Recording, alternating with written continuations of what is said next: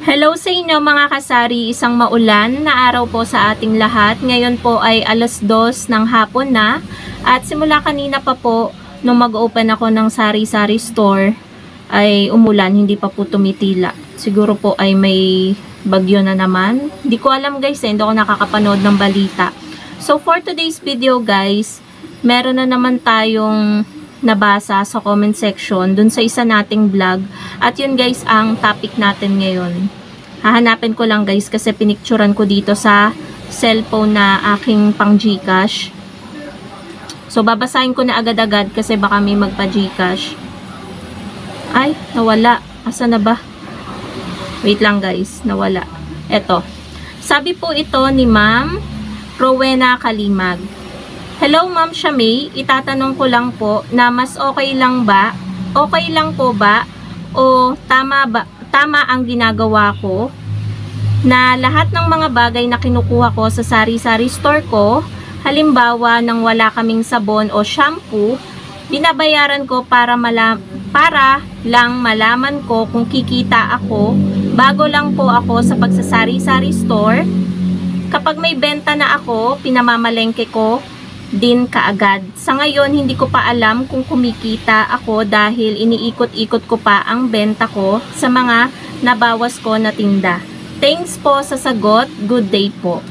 So, yan po ang tanong ni Ma'am Rowena Kalimag. Siguro po siya ay kakastart lang magtindahan or magkaroon ng sari-sari store. So, tama naman po ang ginagawa niyo, Ma'am Rowena.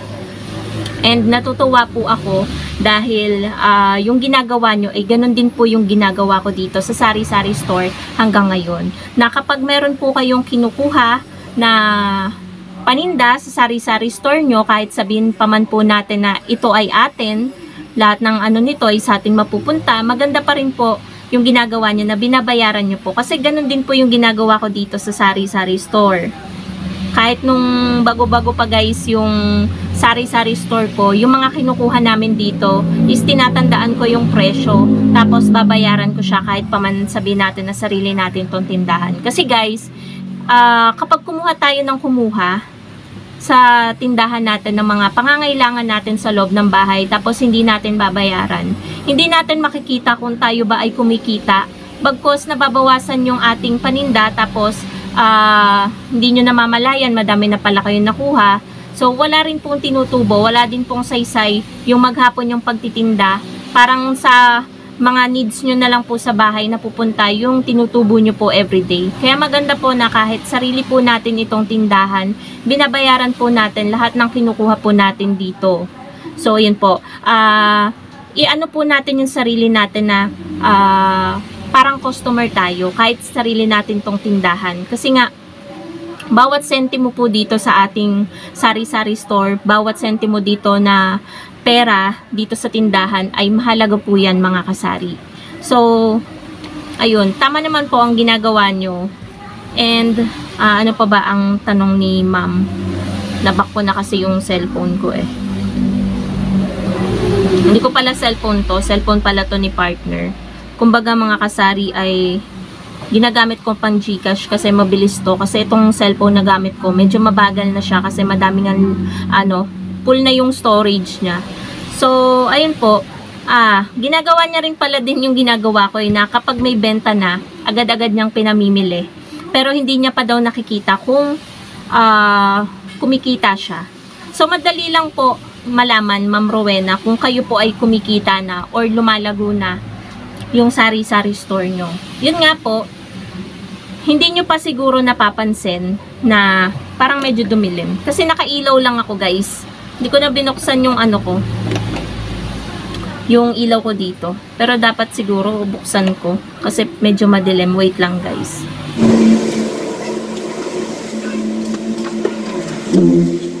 Ayan. Inopen ko na lang mga kasari. So parang medyo madilim pa rin. Pero hayaan na natin. Buksan kaya natin to. Ayan.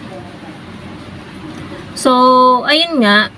Malalaman nyo po na kumikita na yung inyong sari-sari store. Kasi ngayon hindi nyo pa nakikita kasi bago pa, 'di ba?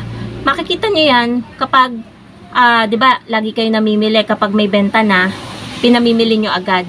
kapag nakakapagdagdag na kayo ng mga paninda na wala sa inyo noon, tapos 'di ba may mga customer na nagre-request ng gento, ng ganyan, tapos wala kang maibenta sa kanila, tapos kinabukasan kapag may benta ka na, mamimili ka na agad ng mga nire-request ng customer. So, habang tumatagal, kapag ginagawa nyo po yun, makikita nyo po talaga yung improvement na, or makikita nyo din na kumikita na kayo.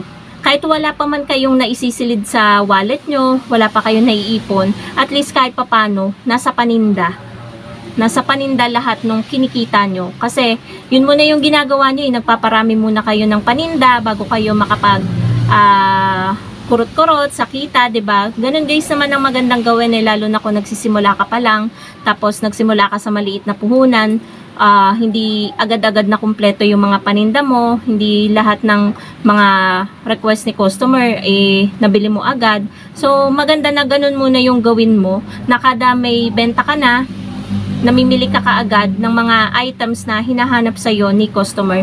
Maganda po yung ginagawa nyo, Ma'am Rowena, and I'm so proud of you po kasi nasa tamang ano po kayo sa pagkakaroon ng successful na sari-sari store, kasi tama po lahat ng ginagawa nyo. Kahit pa man po hindi nyo pa makita sa ngayon yung improvement, or hindi nyo pa makita kung kumikita kayo, siguro sasaglit pa lang kayong nagtitindahan, pero someday makikita nyo po yan kapag pinagpatuloy nyo po yung ginagawa nyo ngayon, na yung mga sinabi nyo sa akin ngayon sa comment section, talaga po someday makikita nyo talaga yung improvement, at magiging proud po kayo sa sarili nyo na nagawa nyo yun at ginagawa nyo pa rin hanggang ngayon.